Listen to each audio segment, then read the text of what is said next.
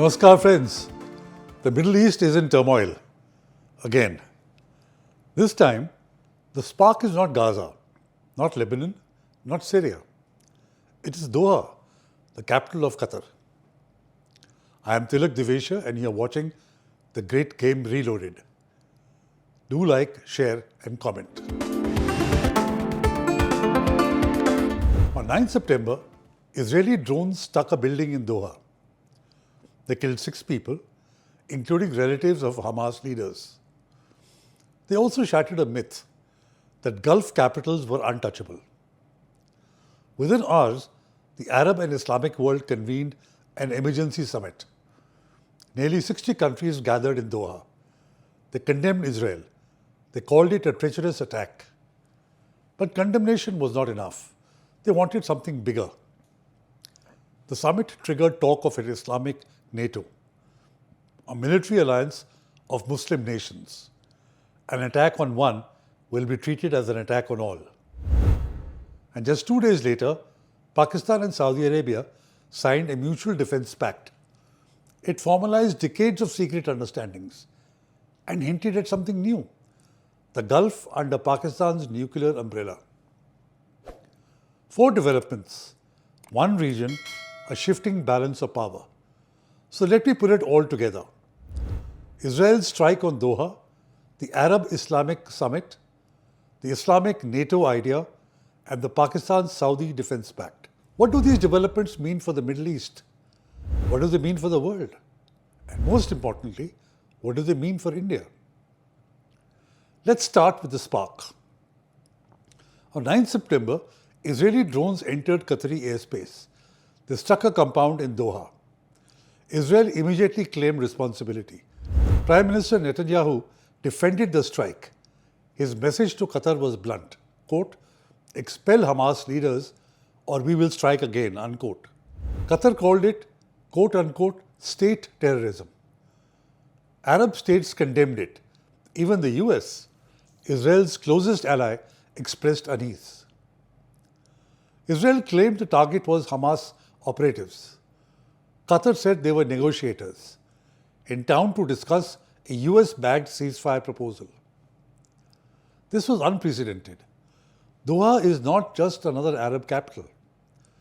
It is home to America's largest military base in the region, Al Udeid Air Base, and serves as the forward headquarters for US Central Command or CENTCOM. By striking Doha, Israel not only violated Qatar's sovereignty, it shattered the belief of other Gulf monarchs that their capitals were safe. Qatar especially believed that its friendship with the United States and because of the Al Udeid Air Base made it untouchable. The attack raised the inevitable question, if Qatar can be bombed, who's next? This marks a profound shift in Gulf politics. Can the Gulf states still rely on Washington? Or do they need to forge a new security framework without the US? Then, the Abraham Accords may unravel. The idea of Arab-Israeli normalization is now hanging by a thread. The upshot, the Middle East has entered a new and dangerous phase. That's why, within 48 hours, Qatar hosted an emergency Arab-Islamic summit. Leaders from 60 Arab League and Organization of Islamic Cooperation States attended. There was a single point agenda, Israel's unprecedented airstrike on Doha. The speeches were fiery. Qatar's Emir called the strike a treacherous attack. Turkey's Erdogan called Israel, quote unquote, bloodthirsty. Iran's president demanded sanctions. Jordan's king spoke of, quote, a deterring response. Palestine's Mahmoud Abbas said Israel was unfit for peace. The final communique condemned Israel. It urged states to take, quote, all possible legal and effective measures, unquote. But no measures followed. No oil embargo, no coordinated boycott, no suspension of ties, no boycott of the Abraham Accords. But behind the speeches, a bigger idea was circulating. If America will not protect us, if Israel can strike Gulf capitals, then we must protect ourselves. Enter the idea of an Islamic NATO. What if the Muslim world had its own NATO? Not a slogan, not a fantasy, but a real military alliance of Muslim nations, a joint command structure, shared air defenses, interoperable forces, tanks, planes, troops, and a treaty that says, quote, an attack on one is an attack on all, unquote. Egypt pressed for a joint Arab command. Iran and Iraq wanted a wider bloc against Israel. Pakistan proposed a joint Islamic task force to monitor Israeli actions and adopt deterrent measures. Turkey gave its nod, calling for economic pressure but keeping the military door open. The message was loud. If America won't restrain Israel, then Muslim nations must protect themselves. This idea, however, is not new. In 2015, Saudi Arabia announced, quote, an Islamic military counter-terrorism coalition, unquote. It included 34 states. Pakistan's former army chief, General Raheel Sharif, was its first commander. It was informally dubbed, quote unquote, Muslim NATO. But that coalition was more symbolism than strength. It soon faded because terrorism was too vague a target and because rivalries tore it apart. Fast forward to 2025, the concept is back. But this time, the target is not just terrorism, and the sense of urgency is higher. This time, the target is clear: Israel. The talk of an Islamic NATO is still just talk, but for the first time, it has traction. Pakistan sees this as a chance to position itself as the military vanguard of the Muslim world, shore up financial aid from Gulf capitals, and, let's be honest, internationalize Kashmir at yet another forum. Turkey's President Erdogan has been positioning himself as a global Islamic leader. Iran's goal is to redirect Arab animosity away from itself and onto Israel. Egypt has the Arab world's largest standing army. Saudi Arabia has the money. Both are crucial, but both are cautious. Riyadh, especially, doesn't want to jeopardize its relations with Washington. So can an Islamic NATO really take shape? Here's a reality check. 1. Sectarian divisions. How do you put Shia Iran and Sunni Saudi Arabia in the same military alliance? Their rivalry is the biggest fault line in the region. 2. National rivalries. Egypt versus Turkey, Qatar versus UAE, Saudi Arabia versus Iran. The Islamic world is divided by competing power centers. 3. Dependence on the US. Most Gulf states depend on American weapons and security guarantees. How do you suddenly turn your back on Washington and form an independent bloc? 4. Command and control. NATO works because the US leads, funds, and enforces discipline. Who will do that in an Islamic NATO? Saudi Arabia? Egypt? Pakistan? Iran? None of them can command universal acceptance. 5. Economic reality. Pakistan is bankrupt. Egypt is in crisis. Turkey is struggling with inflation. Who will pay for this grand army? So the obstacles are massive. And history shows every time the idea of an Islamic NATO comes up, it collapses under these divisions. So why are people taking it seriously now? Because this time, the push is not about Islamic unity. It is about survival. Because Israel bombed Qatar, because the US looked away, and because Arab leaders suddenly feel exposed. In other words, desperation is doing what ideology could not.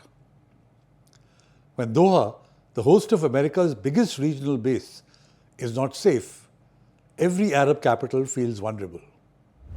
Why should New Delhi care about this Islamic NATO talk? For 3 reasons. 1. Pakistan. If such a bloc ever takes shape, Pakistan will use it to raise Kashmir. We've seen this at the OIC, at the UN, at every platform possible.